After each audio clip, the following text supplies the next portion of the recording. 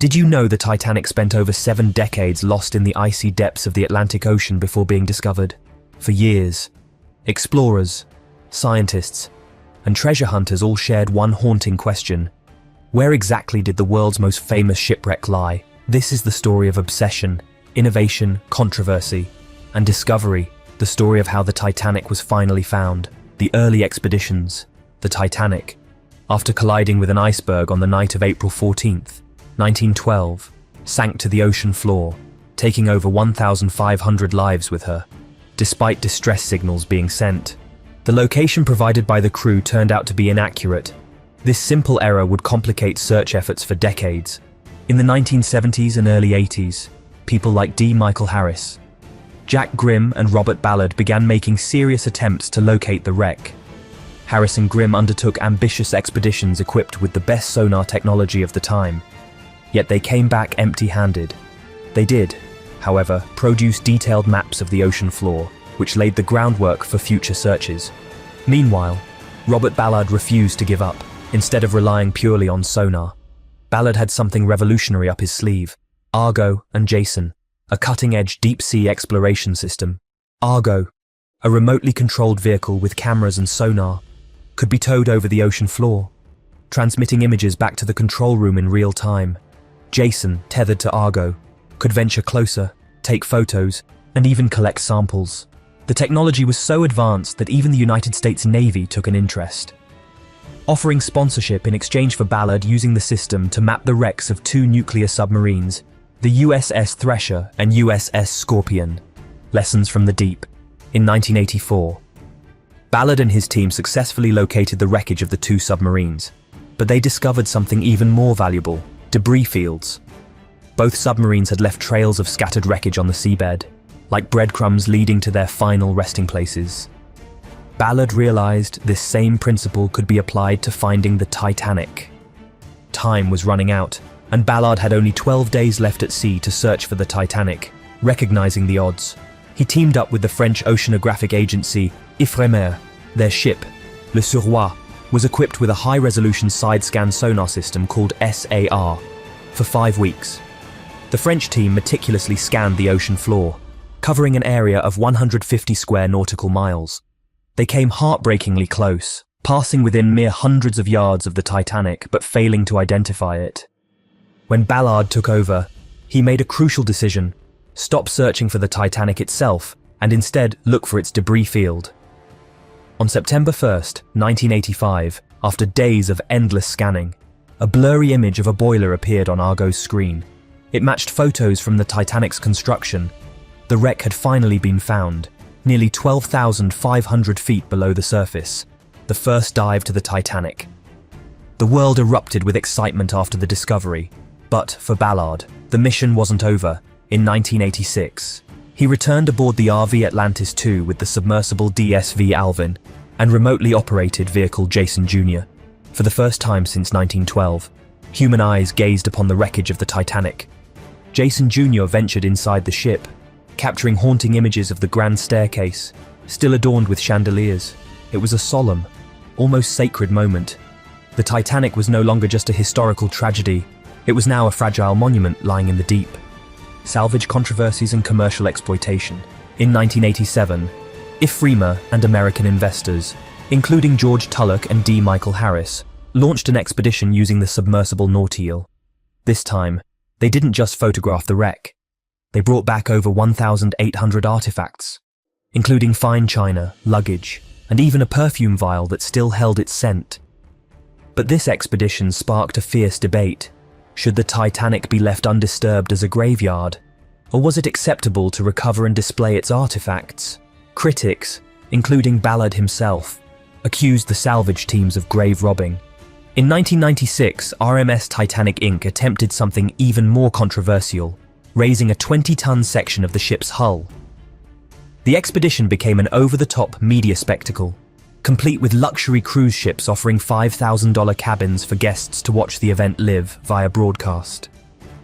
Celebrities like Burt Reynolds and Debbie Reynolds were part of the marketing frenzy. But the lift went horribly wrong. Rough weather snapped the supporting ropes, and the massive hull section plunged back into the abyss. Embedding itself in the seafloor, it was a costly disaster, both financially and reputationally. A successful second attempt in 1998 finally brought the fragment, known as the Big Piece, to the surface. Science, filmmaking, and microbes.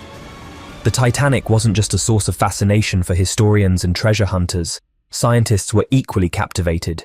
In the early 2000s, James Cameron, fresh off his 1997 blockbuster Titanic, returned to the wreck multiple times. His team filmed breathtaking footage for documentaries like Ghosts of the Abyss and Last Mysteries of the Titanic. Meanwhile, NOAA expeditions in 2003 and 2004 studied the microbial life devouring the ship. Scientists identified a new species of bacteria, Halomonas titanicae, which was slowly eating away at the steel structure.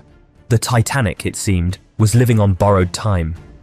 In 2010, RMS Titanic Inc. carried out an expedition that used autonomous underwater vehicles to create the first detailed map of the Titanic's debris field. Over 130,000 high-resolution images were stitched together to reveal a digital mosaic of the wreck site, the 21st century. In 2012, the Titanic wreck became protected under the UNESCO Convention on the Protection of Underwater Cultural Heritage. Robert Ballard proposed an ambitious plan to use robots to clean and repaint the wreck, preserving it for future generations.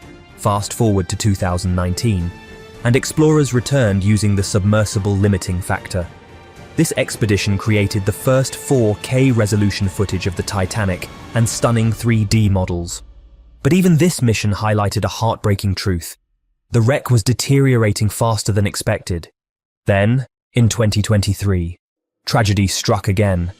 OceanGate Expeditions had been conducting commercial tours to the Titanic wreck since 2021, charging passengers $250,000 each.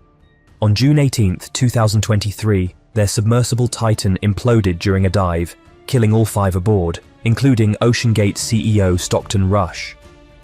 James Cameron commented on the eerie parallel, saying, "Now there's one wreck lying next to the other wreck for the same damn reason. Artifacts. What happens to history when it's brought back to the surface? The Titanic, once thought lost forever, now lives on through the incredible artifacts recovered from its watery grave. But these relics aren't just scraps of metal or faded papers, they're fragments of lives interrupted, dreams shattered, and stories frozen in time." Before the wreck was discovered in 1985, only a handful of Titanic items had ever been recovered. Canadian search vessels, tasked with finding and recovering victims, managed to pull fragments of wood, deck chairs, and other floating remnants from the sea. Today, these artifacts can be seen in places like the Maritime Museum of the Atlantic in Halifax. There's something deeply haunting about seeing an intact deck chair or a weathered pocket watch, one that stopped ticking at exactly 2:28 a.m., a few minutes after its owner met their fate in the icy Atlantic. Other museums have become sanctuaries for these artifacts, in Greenwich, Southampton, Liverpool, and even Springfield, Massachusetts. Titanic history comes alive. At the Titanic Historical Society's museum, visitors can view Madeline Astor's life jacket, an ice warning telegram that never reached the bridge, and even a square of carpet from a first-class stateroom. These items aren't just historical curiosities, they're intimate, personal, and deeply human. But the largest and most elaborate exhibitions come from RMS Titanic Incorporated. Since the 1990s, they've been curating and displaying over 5,500 artifacts recovered from the wreck site. Their permanent exhibition in Las Vegas is nothing short of breathtaking. Inside the 25,000 square foot space, visitors can see the famous Big Piece, a 20-ton section of the Titanic's hull. There's an unopened bottle of champagne, floor tiles from luxurious cabins, and even the Titanic's steam whistles still haunting in their silence. And then there's the traveling exhibition, Titanic, the Artifact Exhibition.